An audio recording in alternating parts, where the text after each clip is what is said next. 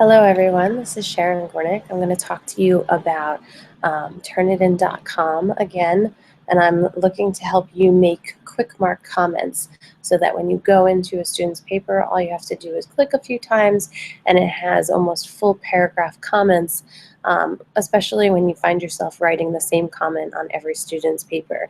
It really makes the grading process easier and more fluid for you. So in order to get started with creating your own personalized quick mark comments rather than just the commonly used ones or the ones that Turnitin.com rather gives you, go ahead and sign into Turnitin.com as I have. I'm going to click on one of my classes. It doesn't matter which one because it's all going to go to the same place, but this is how you get to your libraries. Go ahead and click on libraries. And you'll see that there's assignments, which we talked in our last video about copying assignments to different classes, so that's where you would do that. But here's the Quick Mark Manager that you want to look into. And you can scroll up once it loads so that you can see and create your own Quick Mark,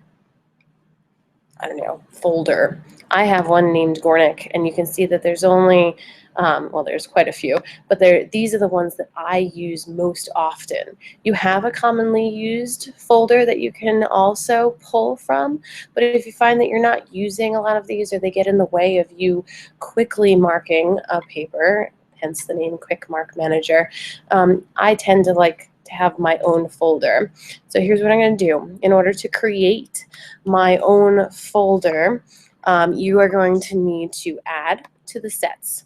And you'll see that this window comes up and you can name it whatever you want. So I'm going to name it A Practice just so I can see it at the top of my quick marks. You don't have to worry about it being at the top because when you make your set active, it will be your default quick mark manager. So I'm going to save that and you can see that it's up here and then it has nothing in it right now.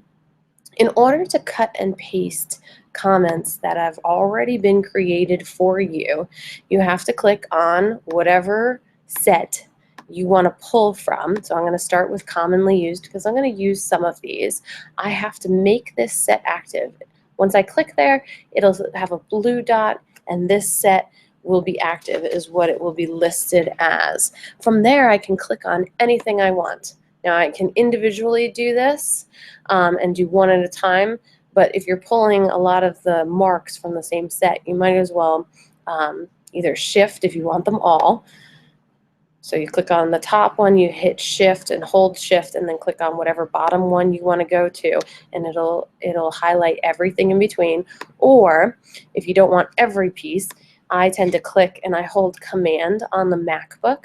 I believe if you're on a Windows, you hold Control, and it'll only highlight the ones that you really want to click on, skipping the ones in between that. It'll show you what you have selected, and from there, you're going to want to choose Actions, and you're going to add to a set. You can always make a new set, but we've already done that, so you want to add to your set, and I'm going to pull them into A Practice. And they'll all go in there. So now I have 6 marks in my A Practice set.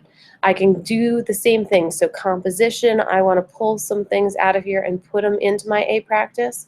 Remember, I have to make this set active in order to pull from it.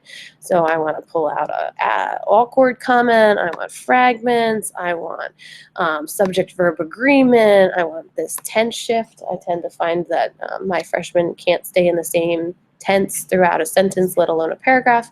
I want to pull these 4 marks in, so I'll hit Action again and add to set and then choose the set that I want to add to. Same thing, I would go through composition. So these are easier symbols. I have to make that set active in order to pull from there. Here's our new paragraph symbol. And the cool thing about it is this is what shows up on their page. When they mouse over that mark, this is what shows up to them as they mouse over it. So you don't have to continue to write this whole paragraph on every student's paper to explain to them why they need a new paragraph here. You can just put this quick mark on their page, they mouse over it and say, oh, okay, so maybe my paragraph's too long and I need a new paragraph here. Again, Actions, add to set, choose the set that you want to add to, and it'll go in there. And if I click on my A practice, you can see that all of the things that I've been adding have accumulated here. Now let's say I'm done. I only want 11 marks in this set to make it easy to pull from. I need to make this set active in order for it to be my default. And here's what I'm going to do. I'm going to go into a paper just to show you why it is important. So we're going to go back into my class. I'm going to view some of my stuff. I've already graded these, but this is just for the point of showing you how the Quickmarks work. And you'll see A practice is my default. Now, if I want to change my default and I'm in a paper, I do not have to go all the way back out every time, which I don't think you can see this window. Hold on. Let's screen share to the new window. No, come back. So, difficulties here. Let me just do my entire screen so you can see everything that I'm seeing. Here we go.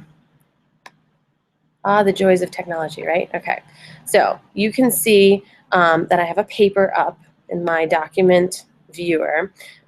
This A practice now, for real, is my default. You guys can see that, right? And I think you can see me seeing if you can see that. If I wanted to change it from here, I have to click on this Open Quickmark Manager, and I can do the same thing in the paper itself. And I can change which is my default by making this active and choosing a new set to have. I can choose to move marks around. The same thing I just did in the Quickmark Manager, I can do from within the paper. Okay, so I made this set active. I'm closing this window out. And then I just drop and drag. And so I want him to deal with third person here. He needs to stay in third person when he's writing a formal piece. Tense shift. So this is one of the ones that Turnitin.com made up. So when he mouses over this comment, it's going to explain to him that verb tenses need to be consistent throughout. I tend to write this a lot on everybody's paper, so why bother doing that when I can just drop and drag the same comment on? And this is how you're going to have an easier time grading your papers and streamlining everything. Just make sure, again, that you make whatever set you want to be your default an active set, and you can, again, change what marks are where at any point in time within the Quickmark Manager. If you have any questions, you can certainly email me at sgornick, Gornick, at somervilleschools.org. And I'm going to create a few more videos dealing with rubrics and other quick grading fun pieces dealing with Turnitin.com. So I hope you guys have a great day and enjoy.